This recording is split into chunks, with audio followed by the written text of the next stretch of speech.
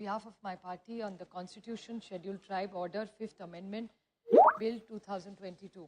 Sir, let me make it very clear that I thank Shri Arjun Munda ji who consistently, relentlessly, पूरा हफ्ता इन्हीं के bill चल रहे हैं।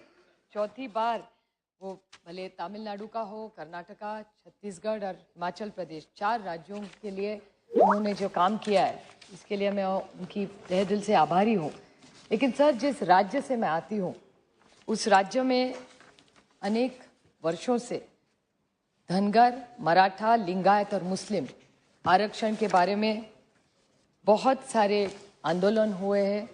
हर राज्य की पार्टी का एक अलग विचार रहा है।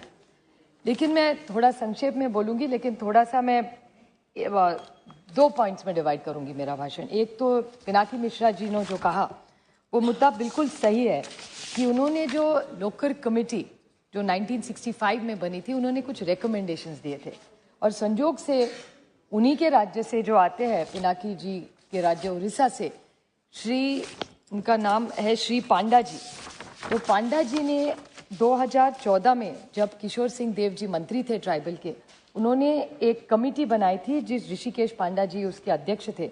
उनके भी काफ़ी रिकमेंडेशंस है और जो चीज़ पिनाकी जी ने कही और उन्होंने जो 1965 की कमेटी कोट की और ये 2014 की कमेटी पांडा साहब की, दोनों में काफ़ी कॉमनैलिटीज़ है और उनका यही सुझाव है कि एक कॉम्प्रिहेंसिव बिल, जो पहले में भी सर बोल चुकी हूँ कि एक देश के लिए एक कॉम्प्रिहेंसिव बिल अगर आप लाए तो इस देश के जो शोषित है, पीड़ित है, वंचित लोग हैं, उनको एक बहुत अच्छा मैसेज जाएगा। लेकिन क्राइटेरिया भी एक्सप्लेन करो, जो सुझाव उन्होंने दिया है वो बहुत अच्छा है। उसके लिए सेंसस भी करना पड़ेगा सर। सो एक डिटेल सेंसस अगर ये सरकार करे तो एक अच्छा बदलाव जो आप करना चाहते हैं, और हम आपके साथ खड़े हैं उसमें। इस देश का जो शोषित है, पीड़ित है, वंचित है, उसके लिए तो हम सब एक ही आवाज में बोलेंगे। इसमें ना यूपी है, एनडीए है, ऐसा कभी भी नहीं हो सकता। ड्रग का इतना अब्यूज के बारे में जब बिल हुआ, एक आवाज में हम होम मिनिस्टर के साथ खड़े रहे, तो इसके बारे में भी आपके साथ खड़े रहेंगे। लेकिन ये जब बिल आ रहा है तो मैं थोड़ी सी कंफ्यूज हो गई हूँ सर, और अगर आप टिप्पणी करके सर मुझे थोड़ा समझा दे। मैं रोज डिबेट सुन रही हूँ और डिबेट में ये जो धनगर, मराठा, लिंगायत, मुस्लिम आरक्षण जो हमारे राज्य में मांग हो रही है सर, उसमें मैं नहीं बोलूँगी। मुझे पता है कि ये सब धनगर के लिए सीमित हो सकता है ये। लेकिन मेरे बहुत सीनियर कलीग है राजेंद्र गावित जी का मैं भाषण सुन रही थी, और वो आज जो मुख्यमंत्री है, मैं पहले भी बोल चुकी हूँ सर, महाराष्ट्र में भी एक ईडी सरकार है सर। मैं नहीं ईडी कहती, वो खुद को ईडी कहते हैं। देवेंद्र जी खुद कहते हैं कि हमारी ईडी सरकार है, मतलब एकनाथ और देवेंद्र। और इनकी जब सरकार, मैं थोड़ी सी क्रोनोलॉजी संक्षेप में आपको बोलूंगी। 2013 में देवेंद्र जी महाराष्ट्र राज्य के विरोधी पक्ष के नेता थे और मेरे निर्वाचन क्षेत्र बारामती आए थे, और बारामती में जब आए थे तब उन्होंने ढोल बजा के बोला था कि जब हमारी सरकार 2014 में आएगी तो हम धनगरों को आरक्षण पहली कैबिनेट में देंगे। उसके बाद 5 साल उनकी सरकार रही, 250 कैबिनेट हुई, लेकिन नहीं किया उन्होंने, धनगरों को आरक्षण नहीं दिया। फिर से उनकी सरकार नहीं, महाविकास आघाड़ी की सरकार है, तो महाविकास आघाड़ी ने जो सर्वे उनकी सरकार ने किया था, उसमें कहा था कि जिसके बारे में गावित जी आप कह रहे वो बात सही है कि टिस को दिया था देवेंद्र जी ने, और उसमें कहा कि इनको नहीं मिलना चाहिए। हमारी मांग पहले दिन से है कि हमको किसी का लेना नहीं है, जिसका आरक्षण है वो वहीं रहे, ये बाकी के जिनको करे उनको एक्सपैंड करे बेस और फिर दे। तो हम कभी नहीं चाहते कि धनगरों का आरक्षण अगर एसटी में मिले तो जो आज एसटी में है उनका कम हो। दूसरे का निवाला कभी नहीं छीनेंगे हम लोग, जिसका हक है उसको वो मिलेगा और उसको नया देना पड़ेगा, यही हमारी मांग है। लेकिन मुझे कंफ्यूजन इस बात का हो रहा है कि गावित जी आज जो शिवसेना में है, उनके विचार के उनके नेता आज मुख्यमंत्री है, वो कह रहे हैं कि धनगरों को आरक्षण नहीं मिलना चाहिए। ऐसा मैं नहीं कह रही हूँ, गावित साहब कह रहे हैं, और कल यही शिवसेना कह रही थी कि धनगरों को आरक्षण दे। तो शिवसेना का स्टैंड क्या है? और ये सवाल मैं बीजेपी को पूछना चाहती हूँ कि महाराष्ट्र में बीजेपी और शिंदे सरकार की मिली भगत वाली ईडी सरकार है। तो मुझे सिर्फ आपको एक डायरेक्ट क्वेश्चन, मुंडा जी आपको सवाल कर रही हूं मैं, और इसका आप जवाब देंगे, मुझे विश्वास है।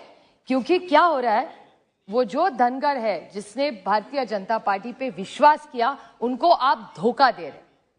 ये धोखे की राजनीति हो रही है या सत्य की राजनीति नहीं हो रही है, क्योंकि अब ईडी सरकार सच जवाब दे कि वो देना चाहते हैं धनगरों को कि नहीं देना चाहते, क्योंकि कल का उनका वक्ता कह रहा था कि धनगरों को आरक्षण मिलना चाहिए। आज शिंदे सेना के लोग कह रहे हैं कि हम धनगरों को आरक्षण नहीं देना चाहते। I'm not yielding. No, sir. she is not yielding. She is not yielding. Sir, She is I'm not not yielding. And I Minister will give reply. Sir, I'm not yielding.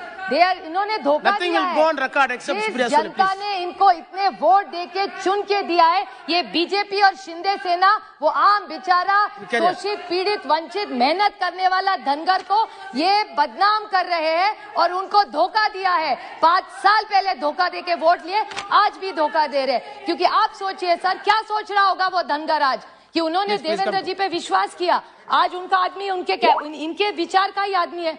हम क्या कह रहे हैं, पहले दिन से महाविकास आघाड़ी का स्टैंड है कि आदिवासी का जो है उसी का रहेगा। हम किसी का हक नहीं चाहिए, न मराठों का किसका हक चाहिए, न किसी धनगर को किसी का और चाहिए, न लिंगायत चाहिए कि न मुसलमान चाहिए। जो हमारा है वो हमें दे दीजिए, हमको दूसरे का कुछ नहीं चाहिए। हम दूसरे की मदद करना चाहते, दूसरे का निवाला कभी नहीं लेंगे।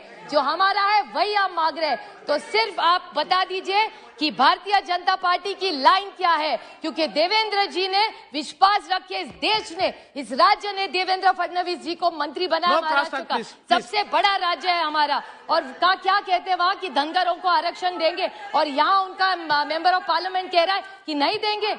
आप बेचारे धनगर समाज को वैसे ही फंसा देंगे। ये अन्याय है महाराष्ट्र के धनगर समाज पे भी और आदिवासी समाज पे भी। Supriya ji, please come to the bill. Dhangar समाज वांट्स दिस आरक्षण। Please come to the bill. This is a part of the bill. Because the Dhangar Samaj is asking, so I am requesting the Honorable Minister that it's his minister in India, in Maharashtra, it's his ideological. So there is a BJP Shinde Sena Sarkar in Maharashtra and the same government here. So then how can there be two conflicting images? How can you two have two different views? So do you want Dhangar and Marathas and Lingayats and Muslims to get Arakshan or not? Because their one speaker yesterday said कि हाँ धनगरों को आरक्षण मांगना चाहिए। ये कल on record, I challenge them, table it what they said yesterday and see what they are saying today. Today he is speaking against Dhangars today. तो क्या समझते? You are cheating the people of this nation. These are poor people who are needy people who are asking You made for your their point. rights. Please go for other point. Sir, this is what we are Nothing saying. will go on Now, record except the other Supriya point Sule. I'm trying to make, sir, is different. Now, in this today's bill, sir, I never disturb anybody ever. You have seen my record for 30 years. मैं किसी के खिलाफ कभी नहीं बोलती, मैं खुद बोल लेती हूँ. Sir, I never disturb anybody. No, Sir, she is not yielding to anybody. you.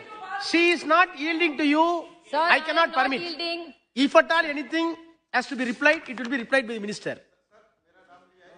She asked some political questions. Just requesting Minister will reply during his reply.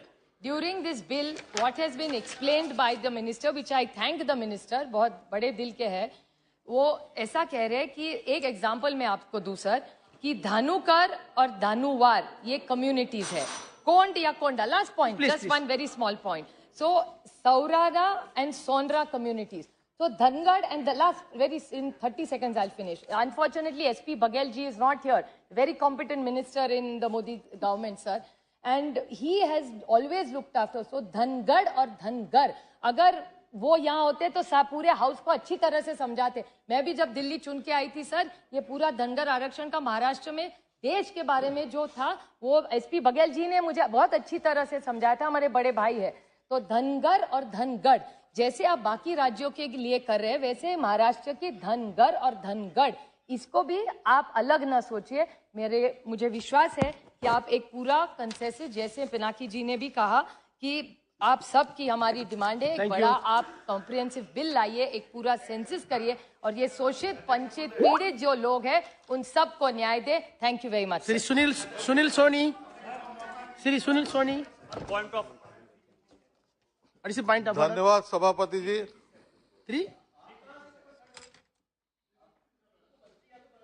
357, yes, you read.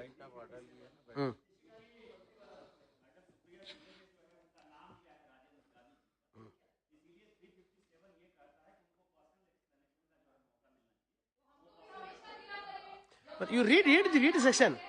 Navid का नाम लिया है sir. So what do you want?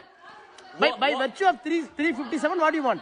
वो अपना personal explanation देंगे, उनका नाम लिया है ना.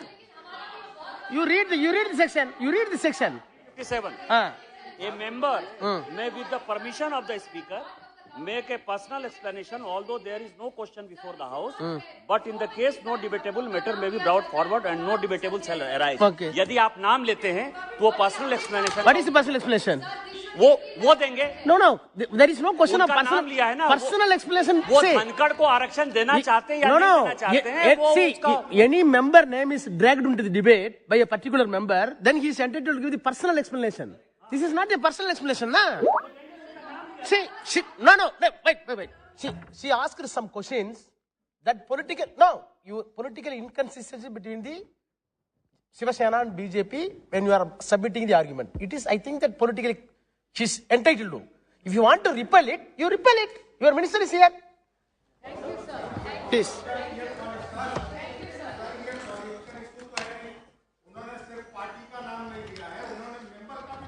No. She is not take. No, wait. She is not put forth her argument as against a member. This is as against a political entity and party. So, minister is belonging to the same party. He is entitled to give political answer also. अरे जवाब देते समय मंत्री जी बोलेंगे ही. No. She is telling alliance. No. She is telling you are in alliance. You are an alliance. धन्यवाद Yes. सभापति जी. Sunil Soni. धन्यवाद सभापति Sunil Soni. जी. संविधान अनुसूचित जनजाति Your minister will take care of your interest. Don't Adesh worry. 5वां संशोधन विधेयक Minister, 2022 honorable minister, you take care of his मैं interest इसका also. समर्थन करने के लिए खड़ा